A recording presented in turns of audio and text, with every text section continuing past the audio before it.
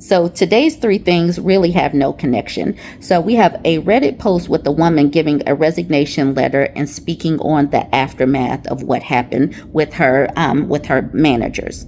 And then we have another woman posting in the Black Ladies subreddit talking about a few dating tips, and then the comments giving even more dating tips. And obviously this is for anyone that is still thinking about dating in 2025. And then finally, we're discussing Marvin Sapp and the Black church. So, like I said, this does not match at all, but it's definitely some discussions worth having. So, watch the videos and join the discussion. This person says, know your worth, and posted this in the anti-work subreddit saying, resigned last week, got a hilarious response from my director.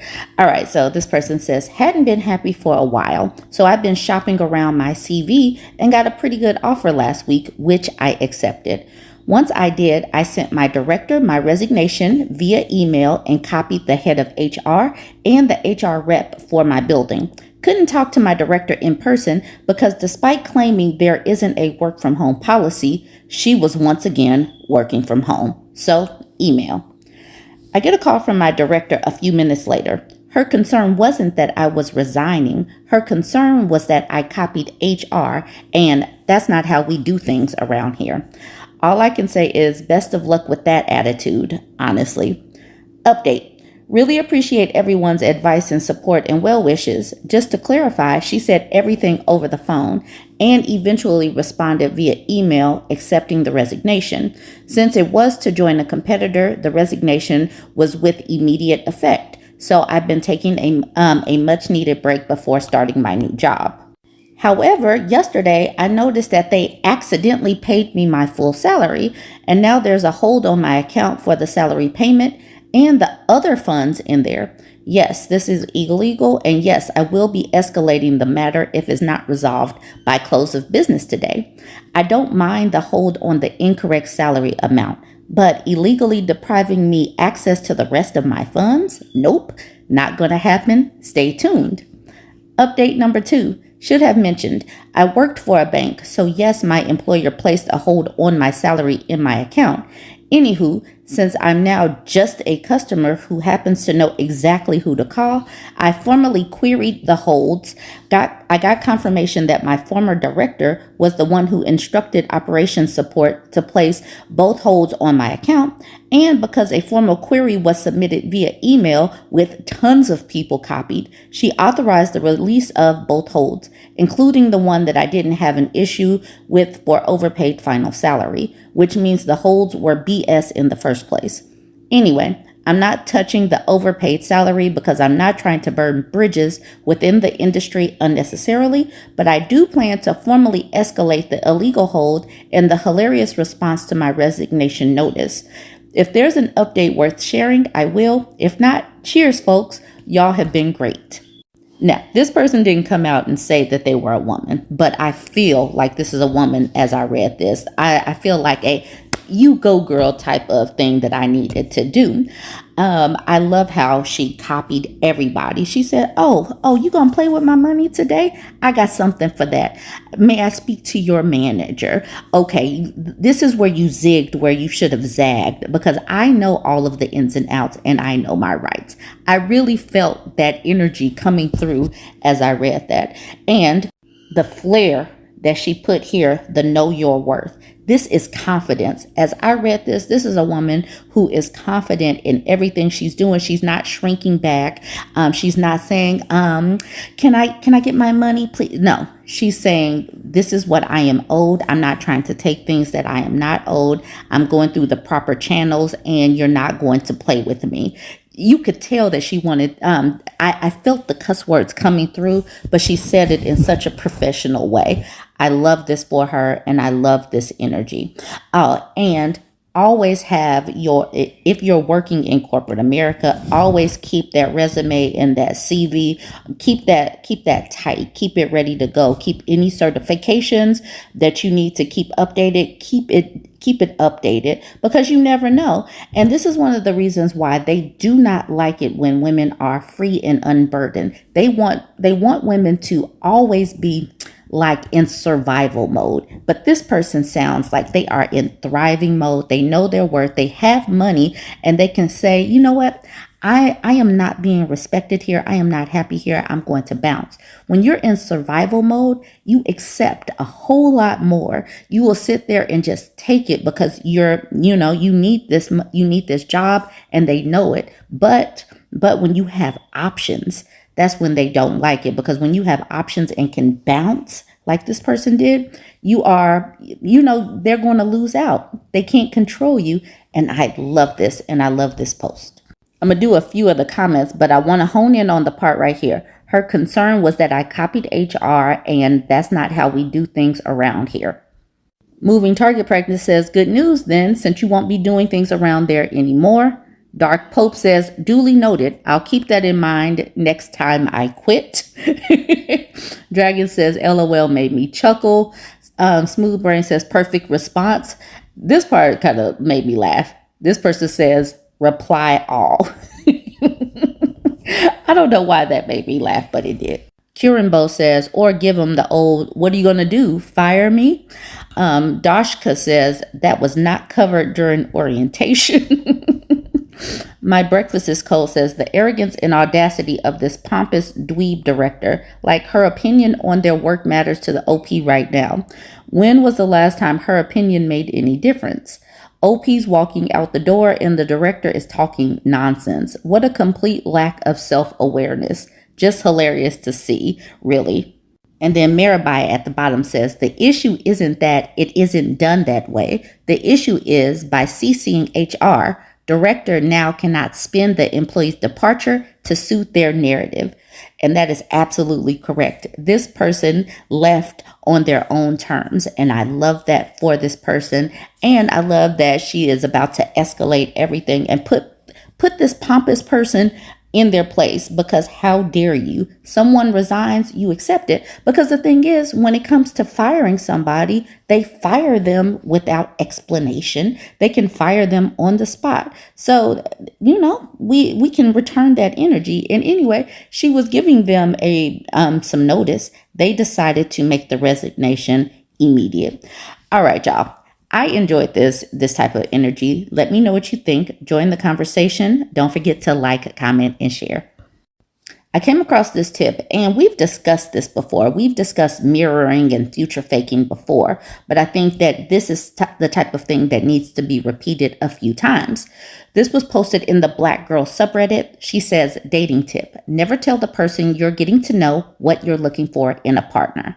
She says, whenever you're getting to know someone and they ask you what you're looking for in a partner, never tell them or keep it vague. Say something that doesn't give it away. But of course, you should know what you're looking for in a partner. And at this particular juncture, you should practice what you're going to say when someone asks this question. Start practicing it now if you are still considering dating. Understand what you want, but understand what you're going to say so that you don't just give away everything on this list, so that they can know what your list is and then shape themselves to be that list. She says, the reason I suggest this is because some people, mostly men, and especially abusive men, shape themselves into the person you're looking for. They do that while you're getting to know them so that you can be like, wow, you fit everything I want. But deep inside, that might not be who they truly are. They would be masking who they really are until way after. For example, if you tell them you like a partner who cooks for you, pays for dates, is kind, they can do all of that to get you, but it's not natural. And don't you want someone who naturally fits what you're looking for? I love this. Let them be exactly who they actually are, and you just know deep inside if that's what you have down that you want in a partner. If they don't know, they can't pretend to be it. We talk a lot about masking. We talk about vetting. But if they are masking, how can you vet? You cannot vet a liar. But these people can mirror what you want on a list if you tell them your list. And, they can keep up. We've talked about this. They can keep this mask up long enough to get you hooked. And then combine that with love bombing. They will get you hooked quicker so that mask can fall quicker. So this is the perfect I love this advice, and I'm glad that she put this out here and made it quite clear. Loki Lavender Latte says, you could put a little spin on this. Ask them more questions than they ask you. Adorable Student says, so true. Okay. Ola Wameyowa says, there's so many rules when dating. I'm so exhausted. I get that, but we do need to continue to have these conversations. LL, your dad's fave, says, this is key. And if you're celibate, keep that to yourselves. Puzzle Violinist is wondering why. And then LL responds, men will use any and all information you give them to manipulate the situation. It's all a part of the game. You control the situation when you allow them to reveal themselves and don't tell them what they need to be. Puzzle Violinist says, I'm celibate and not interested in dating at the moment, but do you mind giving me an example on how they manipulate someone? All right, so she responds, whatever you tell someone you're waiting for, they will become that. You say you have a 90-day period, they will court for 90 days. You say you want to wait for a relationship, they will ask you to be their girlfriend in a couple of weeks. After the sex, you'll probably be discarded and back to celibate before you know it. Great. I love community. This is the reason why some people don't like social media, but I think that social media is helping other women put women up on game. This is another good one.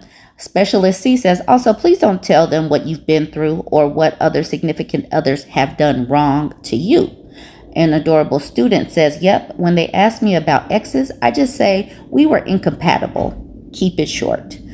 Our little secret says, asking them about their exes actually gives away way more. And then adorable student says, yep, I let them talk.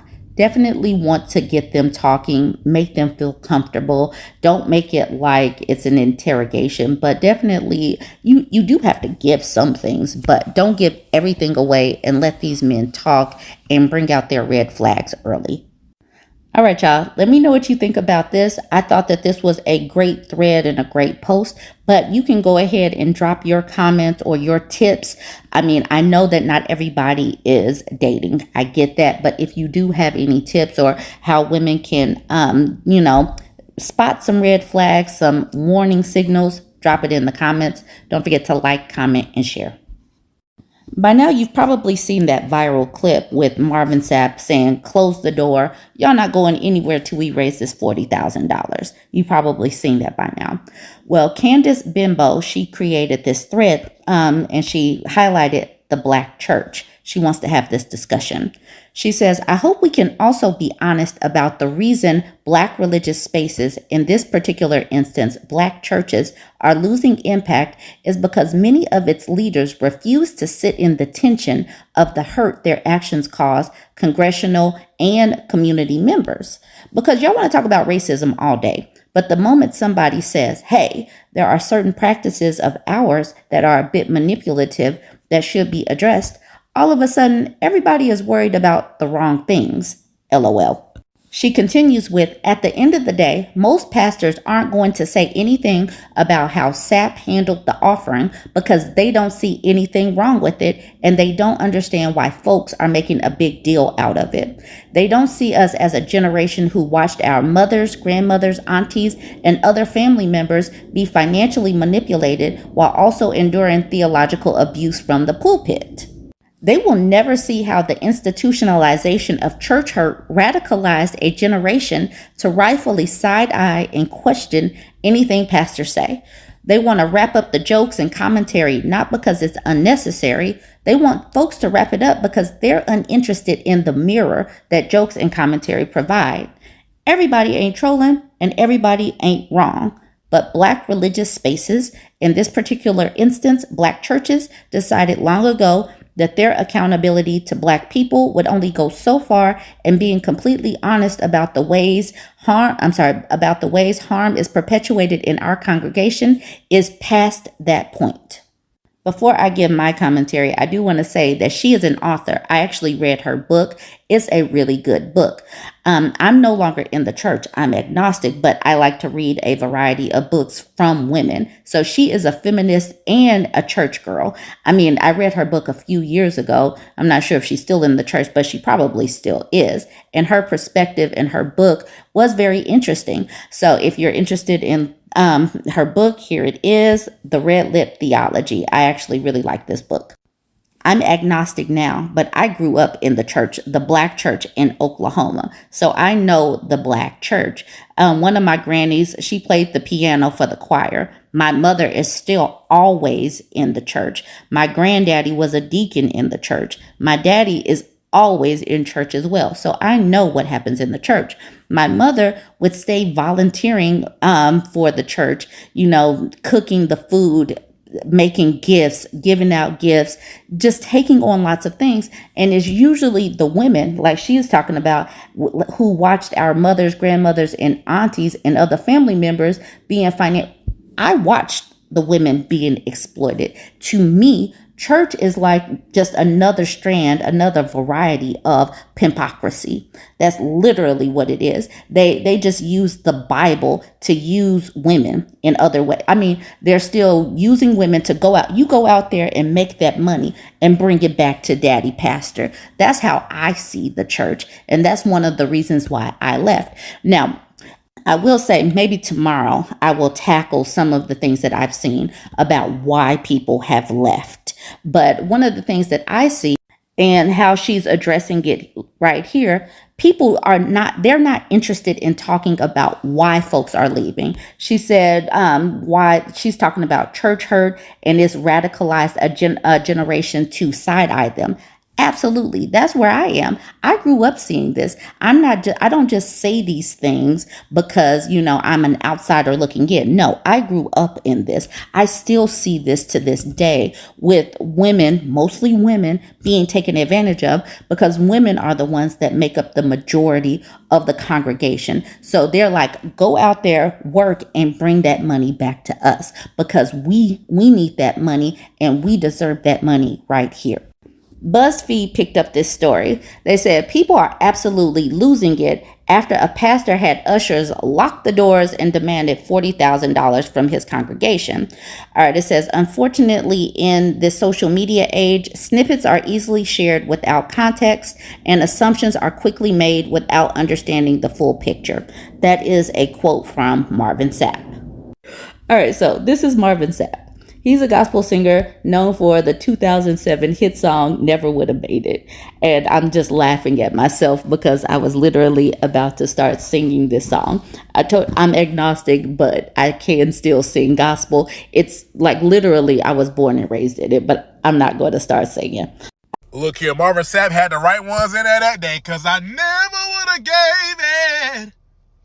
Ow! I never would have gave it, nigga, that's on me. I put that on G-O-D.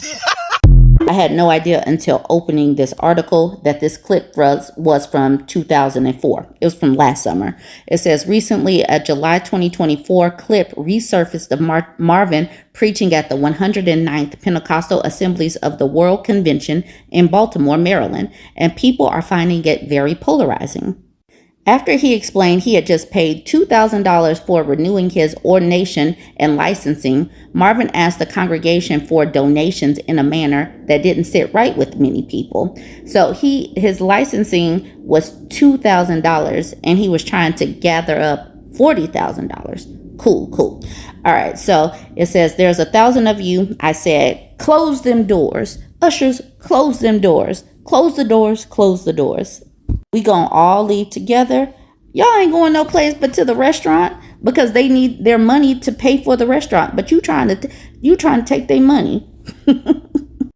While paying tithes or giving 10% of your income as an offering to support the church and clergy is a traditional practice in many Pentecostal churches, the viral clip received a lot of backlash for his delivery.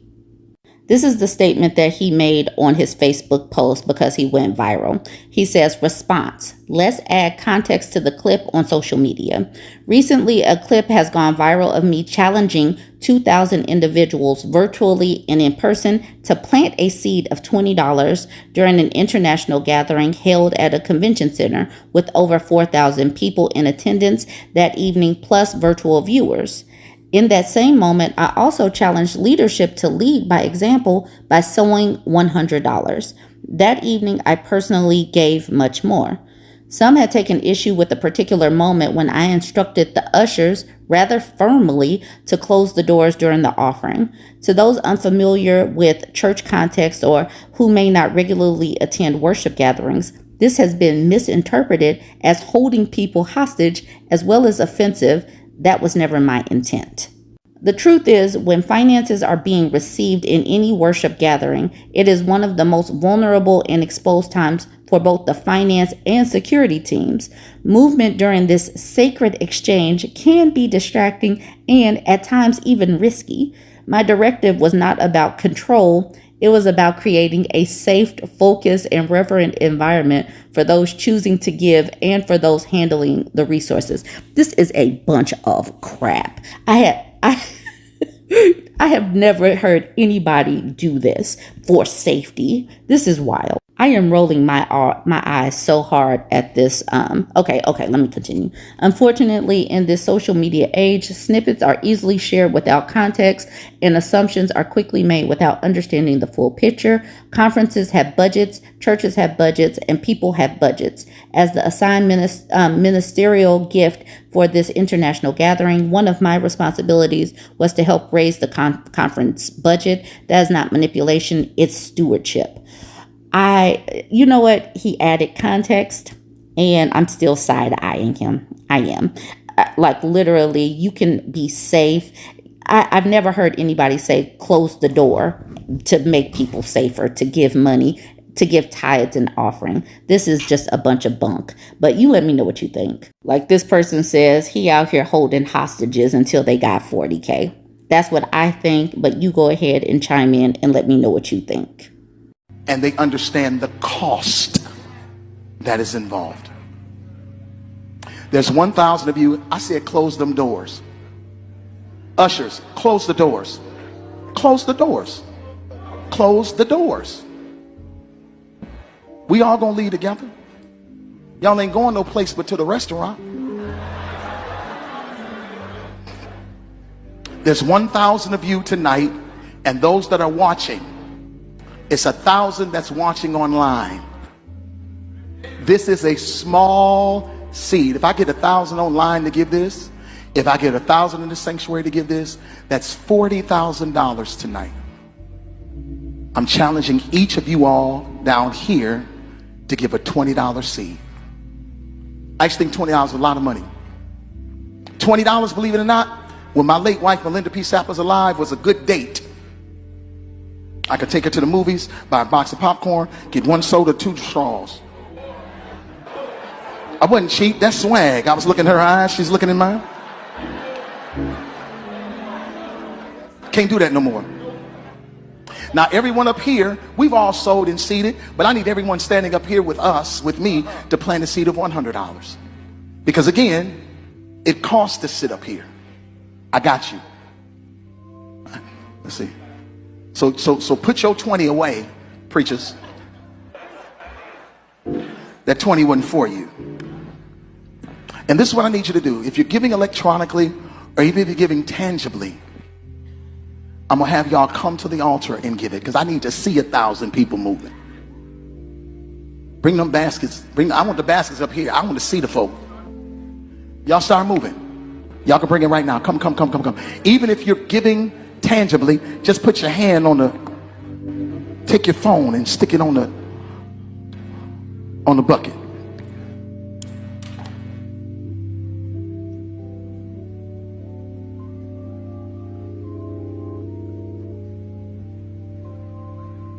Shh. Giving is worship. Giving is worship.